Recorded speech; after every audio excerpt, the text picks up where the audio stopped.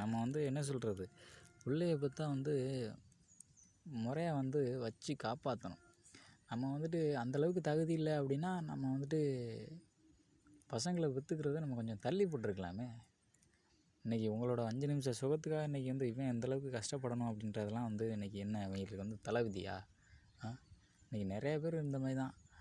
ஏதோ அவனோட சந்தோஷத்துக்காக பிள்ளைய பெற்றுட்டு கடைசியில் இந்த மாதிரி வயசில் இந்தளவுக்குலாம் வந்து கஷ்டப்பட்டு உழைக்கணும் அப்படின்றது இவனுக்கெலாம் வந்து அறியாத வயசு, புரியாத வயசு. இந்த வயசில் போய்ட்டு இந்த மாதிரிலாம் தொழிலெலாம் வந்து அவனுக்கு வந்துட்டு செய்யணும் அப்படின்றது வந்து அவனுக்கு ஏன் அந்த அளவுக்கு நிலைமை ஆகுது?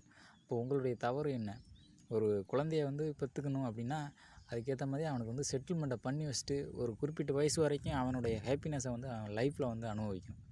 அதுவே இல்லாமல் ஏதோ குழந்தைய பெற்றுட்டான் அவனும் சேர்ந்து வேலையை பார்க்கட்டும் அப்படின்றதுக்காக அவனையும் ஒரு இடத்துல கொண்டு போய் இந்த மாதிரி கஷ்டப்படுத்துறதில் நீ இதனால் வந்துட்டு வந்து எல்லாருமே வந்துட்டு வாழ்க்கையில் வந்து நிறைய இடங்களுக்கு வந்துட்டு போகிறதுக்கான வழிமுறைகள், சரியான வழிகாட்டுதல் இல்லாமல் போகிறதுக்கே இந்த மாதிரி பெற்றவர்கள் தன்னுடைய குழந்தைகளை இந்த மாதிரி தவிக்க விடுறதுனால தான். அப்போ வாழ்க்கையில் வந்து பார்த்துக்கங்க, இன்னும் எவ்வளோ ஒரு விஷயங்களை நம்ம பண்ணுறோம்.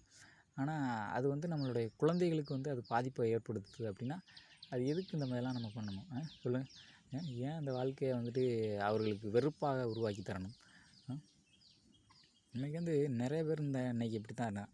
ஒரு குழந்தை அப்படின்னா அவங்களுக்குன்னு ஒரு குறிப்பிட்ட வயசு வரைக்கும் அவங்க ஹாப்பினஸை வந்து லைஃப்பில் அங்கே வந்து அவங்க ஹாப்பியாக இருக்கிறாங்களோ இல்லையா, ஆனால் குறிப்பிட்ட வயசு வரைக்கும் அவங்களுடைய சந்தோஷமான வாழ்க்கையை வந்து அனுபவிக்கணுமா இல்லையா? இப்போயே இந்த மாதிரி கஷ்டப்பட்டால் இந்த வேலையை இப்போயே அவன் பார்த்தானா, இந்த மாதிரி படிக்கிற வயசுலேயே இந்த மாதிரி ஒர்க்கெலாம் அவன் பார்த்தானா, அப்புறம் பிற்காலத்தில் அவன் இதே மாதிரி ஒர்க்கை பார்த்து அவன் உங்களை மாதிரி கடைசி வரைக்குமே அவன் வந்து இந்த மாதிரி நிலைமை ஆகிறதுக்கு வந்து வாய்ப்புகள் இருக்கா இல்லையா? அப்போ எதுக்கு இந்த மாதிரி ஒர்க்கெலாம் அவன் வந்து பார்க்கணும்?